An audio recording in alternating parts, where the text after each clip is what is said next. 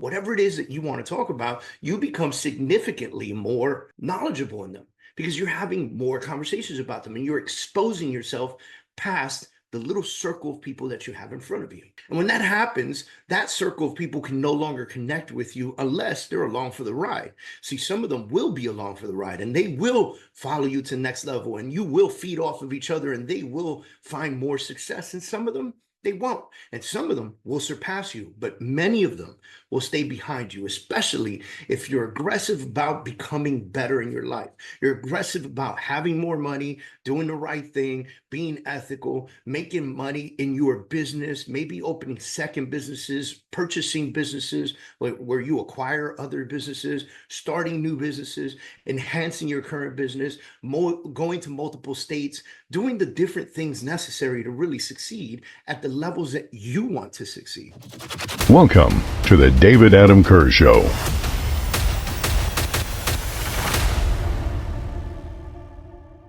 Hey, welcome everybody to another episode of the Adam Kurz Show. My name is Adam Kurz. I'm so excited to have you here and listening. If you have not subscribed to our show, whether you're watching this on YouTube or in a podcast format, please subscribe to the show. We're available pretty much everywhere. Google Play, Apple Podcasts, Spotify, YouTube, you name it, we're there. And we want to make sure that you're getting alerts when we go live and we do things like this, right? Now, I'm going to read something to you. So I wrote a book. I wrote a book called The Truth About Failure. And I'm going to read the very first paragraph in the introduction to you. And then we're going to go into quite a bit of a conversation about certain phases in your life that make a change, that make an adjustment for you, that require you to adjust, right? And so one of those is that crazy space in the middle, in between being good and being great, or not having money and having money, or having money and having more money, right? And I'll give you some personal examples and things of that nature, but we're going to dig into this pretty deep. So here's the first paragraph. It says, I'm a big believer that each person is responsible for his or her success. This is not to say that they have to do everything by themselves. It's more to say that it's up to each individual to find the tools, resources, cultivate the talent, right? Partner wisely, put in time, and find the right mentors to live a healthy, happy, and wealthy life. To that end, I genuinely love what I do. And when I wrote that, I meant it at a high level because I genuinely love what I do, right? And I have 3 different businesses that I focus on, and every single piece of those businesses, I love what I do. If I didn't love it, I wouldn't do it anymore, right? I hope that makes sense to you guys, right? Because, sometimes you're going to be in positions where you're going to have to do things that you're not crazy about doing, and you're going to have to push through it to attain the things that you love, to get to the position that you love and enjoy doing, to get to the spot of whatever freedom it is that you're trying to create for yourself. And in that process, we have certain phases that we have to go through, right? And you've heard this before. You're the cumulative talent of the 5 people you hang out with, or you are your salary is the average of the 5 people you hang out with. And so when you start to realize that and you want to do more, you start to leave that group of people. You start to separate from them for a multitude of reasons. One of them, your conversations are just different. The more conversations you have at a higher level, the more intelligent you become about business in general, about life, about politics, about religion, whatever it is that you want to talk about, you become significantly more knowledgeable in them, because you're having more conversations about them and you're exposing yourself past the little circle of people that you have in front of you. And when that happens, that circle of people can no longer connect with you unless they're along for the ride. See, some of them will be along for the ride and they will follow you to the next level and you will feed off of each other and they will find more success. And some of them, they won't. And some of them will surpass you, but many of them will stay behind you, especially if you're aggressive about becoming better in your life. You're aggressive about having more money, doing the right thing, being ethical, making money in your business, maybe opening second businesses, purchasing businesses where you acquire other businesses, starting new businesses, enhancing your current business, going to multiple states, doing the different things necessary to really succeed at the levels that you want to succeed. So one of the first things that I'll read off to you, it says, if you're going to be exceptional in life and business, you won't fit in.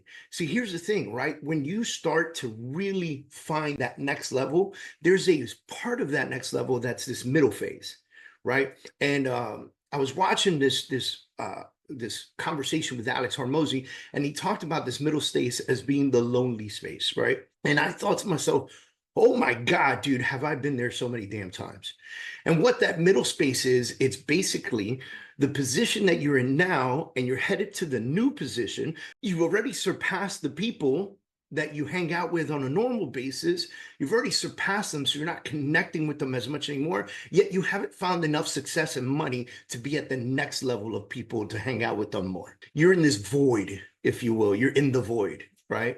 And that void is a very lonely place. And you have to have the discipline, the strength, the desire, the want, the need to keep pushing to get to the next level, so you could be around the people you want to be around that are going to help and benefit your business in a different level. And this is very hard to do, ladies and gentlemen. I've been through this so many damn times, man. You know, I've been through it when I grew up in New York City. Hey, if you haven't had the opportunity to check out the Freedom Achiever Academy, I highly suggest that you do. Just go to freedomachieveracademy.com and learn more about our online community. We've taken the entire academy, all 300 plus videos, and we've put them in school. That allows us to also have a community where we can communicate, and I can continue to coach you. Guys, this is $47. You cannot miss out on this. Go to freedomachieveracademy.com and check out our Freedom Achiever Academy with 300 plus coaching and training videos. Look forward to seeing you there. I grew up in the Bronx. You know, I became a Marine. I had my friends kind of look at me and go, oh, look at you, got out the Bronx, right? Look at you, all special Marine Corps. And that felt like shit for a little bit of a time, right? Because you were like, man, you guys are my boys. We grew up together. Like, why are you mad at me for doing something better in my life? Then I was in the Marine Corps. When I was stationed in Aberdeen Proving Grounds, Maryland, as an MOS instructor, I showed up there as a corporal, an E4. You should be an E5, at least minimum, to be an instructor there. But I had a massive amount of experience behind me. See, the two prior bases I had been to were high energy, really big armory setups where I had to learn a lot, and I did. And I had more experience because of those two places than most people did in the Marine Corps in my position, in my MOS, which is military occupational skill. It's our job. And I showed up as a corporal, and I had haters right away. I can't believe this, why they said to him here, blah, blah. Although, like 45 days later, I pinned on sergeant, right? But for those 45 days, what the fuck is he doing here, right? Here, it gets even better. Then I become a master instructor in the Army's program, and now I have the ability and the right to observe and inspect the sessions and the classes that other people are doing, to include people who outrank me. How do you think they felt about that? Me sitting in the back of the room, grading them on the way they teach their classes, pissed the fuck off, complaining about me. I was in this void. There was no one else at my rank that was doing what I was doing, and the people that outranked me didn't like that I was doing better than them. See, this is where it says people want you to succeed, just not more than them. That's my next comment for you. That's the next thing I wrote down, right? People want you to succeed, just not more than them. And so when I look at that kind of success and what was happening there, I can implement that, and I can give you more stories throughout my life. Like when I got out the Marine Corps and started to do something different, then I had some hate from the Marines. They were like, oh, well, you know, got out the Marine Corps, look at you with a master's degree and have you a little corner office somewhere, right? Yes, possibly. I might, you know? And then I succeeded and progressed from there. And then I made a shit ton of money, and then I lost it all. And then I made a shit ton of money again, and then I lost it all to a lawsuit. I've been there, done that. And every single time I jump right back on my feet, because failure for me is not an option. It's just not an option. When people look at me and say, fail forward, I go, fuck you. I choose to succeed forward. I don't look at those things like failures. I look at them like opportunities for me to learn and not repeat the same madness. Opportunities for me to be in position to receive blessings. I get calls sometimes. Hey, Dave, we want you to run this project. We want to do it with you and this and that. And I have to turn them down. No, I can't do it. I got 3 major missions in my hand right now. Those are my 3 missions: my real estate team, my coaching business, and my title business. That's what I care about right now. I can't do anything else. This is where my energy is going. This is what I'm doing. These are the companies that I'm growing and developing to the next level. So where are you? What are you doing? What do you have to say no to so you could win at this point? What void are you in right now? And is the past dragging you out of the void to bring you back? Like chains on your ankles? Or are you letting go of the past and you pulling towards the future? Like you're about to take flight on an airplane or jet. These are the options that you have when you're in this void situation, right? And people will look at you. Last thing I wrote, people look at you and they'll say, you've changed. You've changed. You're a different person now. And some will pat you in the back with sarcasm and say, congratulations. Others will mean it. And others will just kind of look at you and go, you've changed. And that was it. And they're not happy with the changes that you've made. But you look around your life and you realize that you've done so many great things. Your financial situation is better. Your lifestyle is better. Your home is better. Your car's better. Your kids eat better. Your family eats healthier. You do things with them. You travel with them. And you have a thriving business that maybe has some employees that you're able to support other families as well. What a tremendous blessing. And for someone to look at you and go, you've changed. Well, this I heard today. It says, you've changed is people not knowing how to say, you've grown. Take that piece back. You've grown. You've made it happen. You're in this position now. You could be as big and as fantastic as you want to be. You just have to allow yourself to win. Failure is not an option. Failure is a lie. Here it is right there. The truth about failure.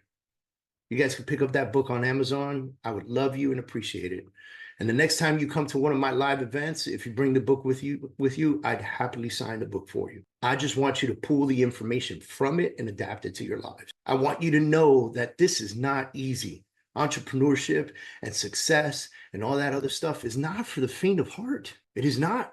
I want you to win, genuinely. I love when people come up to me and they say, hey, remember that one thing you said on stage like 2 years ago? I adapted that in my life, changed my whole freaking life. Thank you so much. I love that, man. You kidding me? The only thing I hate is that it doesn't happen enough because people are afraid to take action and move forward and do things with themselves and make a change in their lives. So I challenge you guys, make a change, do something bigger, do something better, do something stronger. Let go of the people grabbing at your ankles and trying to pull you back down. Kick them off. Doesn't mean you can't be friends with them anymore. It just means you got to keep them at one arm's distance. When I was in the Marine Corps, the drill instructors in boot camp used to say, one arm's distance, don't get in my area. You're not me. We can't be in the same breathing space. That's it right there, ladies and gentlemen. Thank you again for tuning in, hearing me out, enjoying this podcast, and being a subscriber.